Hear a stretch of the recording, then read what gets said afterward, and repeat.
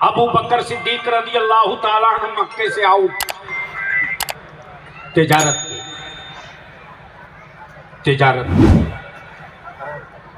मक्के से नहीं, मक्के में नहीं, तिजारत। सैयदना फारूक आज़म रज़ी अल्लाह ताला अन्हु जब चल रहे हैं तो रास्ते में ऊँटों पर लदा हुआ सामान लिए दिए सहरा पार करते। शाम का सूरज डूबने के करीब अब ख्याल आता शाम हो गई, कहाँ ठहरेंगे, टिकने की कोई जगह नहीं दिखती, कहाँ ठहरा होगा। अचानक शाम की सियाही की गोद में एक चराग की रोशनी दिखी। समझ लिया कि जब चराग होगा तो आदमी भी होगा। जैसे ही सैयदना अबू बकर सिद्दीक रज़ी अल्लाह ताला अन्हु पहुंचते देखते हैं बड़ी खूबसूरत हवेली है। हवेली के सामने कोई बैठा हुआ है। करीब आया तो मालिक समझकर बोल पड़े कि आज की रात मैं तेरी हवेली में ठहरना चाहता हूं, जो किराया मांगोगे दे दूंगा, जरे जमानत के तौर पर ऊँटों का लदा सामान भी रख लो। दरवाजे का बैठा इंसान बोला माफ करना जी, मैं मालिक नहीं हूं, नौकर हूं। मालिक हवेली के अंदर है और अब तक का इतिहास ये है कि इस हवेली में किसी अजनबी को ठहरने को मौका नहीं मिला। लेकिन शक्ल से तुम शरीफ लग रहे हो।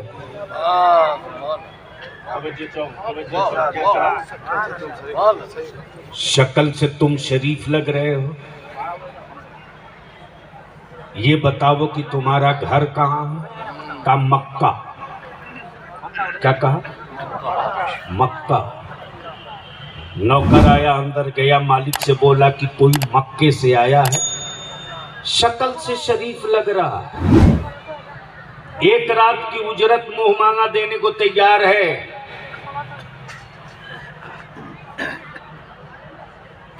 आप इजाजत दे दो तो ठहरने की।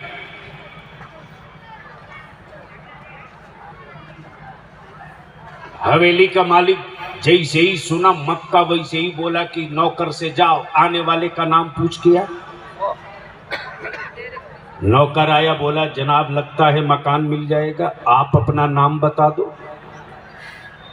सैयदना अबू बकर फरमाते रहना मुझको है, मेरा नाम अबू बकर, मेरा नाम अबू बकर। नौकर आया, बोला मालिक से कि अपना नाम अबू बकर बताता है, शक्ल से शरीफ है, मक्के का रहने वाला है। अबू बकर सुनते ही यहूदी अपने नौकर से कहा जेब से कुंजी ले, जल्दी तौरेत निकाल। और तौरेत पलटते पलटते एक पन्ने पर एक वरक पर उंगली रख करके कहे जा रहा है अगर ये वही अबू बकर है जिसके बाप का नाम अबू कहाफा है तो ये तौरेत बता रही है नबियों का नबी आ चुका है, रसूलों का इमाम आ चुका है, जाने मसीहा आ चुका है। यहूदी अपने आंगन में तौरेत पलट के ये कहे जा रहा, इसी बीच में सैयदना अबू बकर सिद्दीक आ गए। आने के बाद फरमाते ठहरना मुझको है, नाम बता दिया, पता बता दिया, अब तो इजाजत दे दो।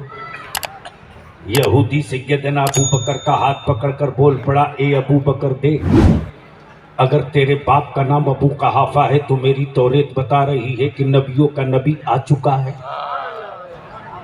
और तेरे जाने के बाद वो नबी मिल जाए तो बहस मत करना, मुबाहिसा मत करना, उनके हाथ में हाथ दे देना और उनकी गुलामी कबूल कर लेना।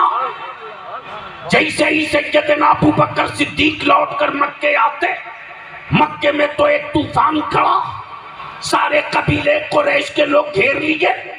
ये अबू बकर तुम ही बताओ, ये अबू बकर तुम ही बताओ, मोहम्मद सल्लल्लाहु अलैहि वसल्लम को हम कितना मानते थे, उनकी इज्जत करते थे, उन्हें सादिक कहते थे, उन्हें अमीन कहते थे, उन्हें सादिक कहते थे, उन्हें सच्चा कहते थे। अब तुम ही बताओ, उन्होंने अपने नबी होने का ऐलान कर दिया, ये कैसे मुमकिन? सैयदना अबू बकर फरमाते लाठी अंदर करो, डंडा अंदर करो, तलवार म्यान में डाल लो, अपने घरों को वापस चले जाओ। मामला बड़ा नाजुक नाजुक है, मामला बड़ा नाजुक है। पहले मुझको समझ कर आने दो। जैसे ही सैयदना अबू बकर कुछ कहना चाहा, आकाए पाक फरमाते अबू बकर आ गए। हाँ हाँ आ गया। अबू बकर इरादा तो बता दो। जैसे ही सैयदना अबू बकर से फरमाया मेरे आका ने इरादा बताओ, सैयदना अबू बकर कहते कि जरा कुछ समझना है। क्या कहा? कुछ समझना है। वैसे ही नबी रहमत फरमाते हैं अबू बकर, अरे कल ही की रात की तो बात है। कब बोलोगे, कब बोलोगे? जोर से, अरे जोर से, जोर से, पूरा मजमा हक के बोल दो, बोल दो। कल ही की रात की तो बात है। यहूदी की हवेली में जो समझे थे, क्या उसके बाद भी कुछ समझने को बच गया है? सैयदना अबू बकर बोल पड़े, मैं समझ गया, अब समझने की जरूरत नहीं। अब इसी जगह ठहर जा, इसी जगह ठहर जा। रोकने वाले नबी के दीन को रोकने निकले, लाठी डंडा लेकर निकले, खंजर और बल्लम लेकर निकले, लश्करों सिपाह लेकर निकले। लेकिन जब नबी वाले नबी पर फिदा हो गए और अपनी जान और माल का सौदा कर लिया, तो सैयदना अबू बकर के जिस्म पे ना जाने कितनी लाठियां टूटी, कितने डंडे टूटे। सैयदना अबू बकर जब होश में आते, माँ कहती बेटे कहाँ कहाँ की हड्डियां टूटी। सैयदना अबू बकर फरमाते अम्मी ये मत पूछ मेरी हड्डियां कहाँ टूटी, ये बता कि मेरे आका करीम कैसे है। मुझे अपने दर्द का कोई दर्द नहीं है, मुझे तो अपने मुस्तफा के दर्द में जीना है। वो जिंदगी नहीं जिस जिंदगी में नबी का इश्क है।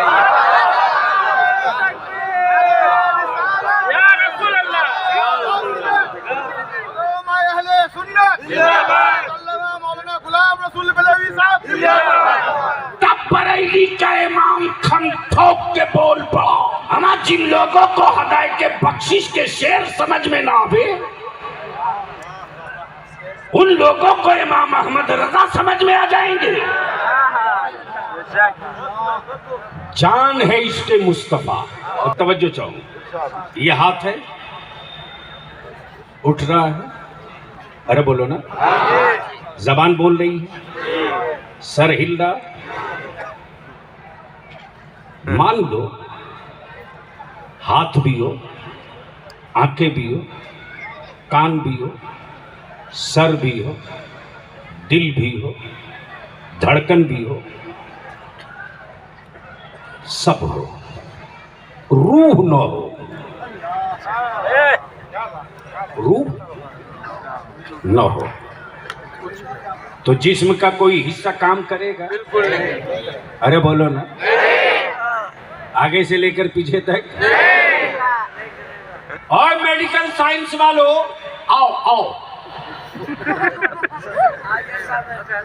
आओ, तुम्हारी लेबोरेटरी में अब तक ये पहुंचा ही नहीं। आओ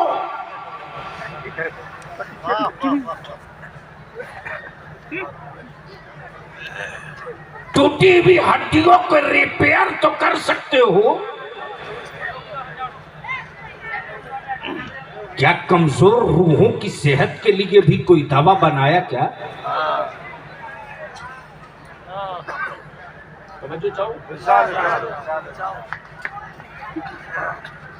कमजोर रूह के लिए कोई दवा बनाया क्या? तो मेडिकल साइंस सर झुका करके बोल पड़ेगा,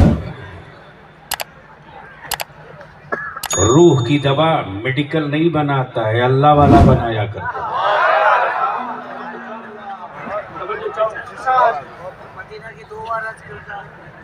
ओह, जिस्म हो सब हो, रूह ना हो। तो न हाथ काम करे, न पैर काम करे, न आंखें काम करे, न कान काम करे, न नाक काम करे, न जबान काम करे, न दिमाग काम करे। गोया सबको वर्ग में रहने के लिए रूह का होना जरूरी है। तब बलिया भी कहता अकल के टूवरो, जिस तरह रूह के बगैर जिस्म किसी काम के नहीं, उसी तरह रसूल के बगैर इबादत किसी काम की नहीं। फर्ज हो नबी ना हो, वाजिब हो नबी ना हो, हज हो नबी ना हो, तवाफे काबा हो नबी ना हो, उमरा हो नबी ना हो, रोजा हो नबी ना हो, नफिल हो नबी ना हो, मुअक्कदा हो नबी ना हो, तो लिख लो ऐसे ही है वो। इसलिए मेरे बुजुर्गों ने रूह को सेहतमंद रखने के लिए खानकाहों में चटाई बिछाकर कहा अल्लाहू अल्लाह की सदा दे। तो बोलोगे जोर से, ओए रंग में जा, पहले वजू करके आ, लग जा। आ गया, लगा दिया। जब वो पलटा तो देख रहा कि मैं तो बहुत बदल चुका हूं, मैं तो बदल चुका हूं। तब बलिया भी कहता है जो केमिकल तेरे बाप ने नहीं सोचा हो,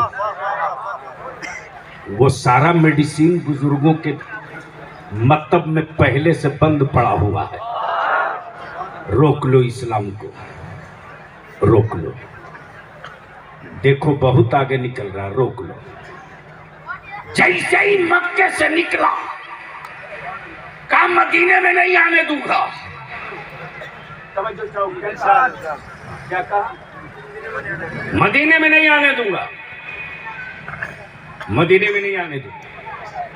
मेरे आका ने फरमाया घबराते क्यों हो, बड़ी शान से मदीने में आऊंगा। जब आका मदीने आ गए तब कहा मक्के में नहीं, वापस लौटने दूंगा। तो रब की मशीयत ने कहा महबूब घबराते क्यों हो, फतेह मक्का फतेह मक्का फतेह मक्का, इन्ना फतहना लका फतह मुबीन का झंडा लेकर आ पाओगे। अब जहन को करीब कर ले। रोकने की पूरी ताकत लग गई, पूरी कुव्वत लग गई। जब देख लिया कि नहीं रोक पा रहे, तब पूरी दुनिया के कुफ्र ने मीटिंग करके कहा कि बस अब रोक लेंगे। क्या कहा? अब रोक लेंगे, बस अहले स्टेज की तवज्जो चाहिए। हजरत को जगा दीजिए, गहरी नींद में।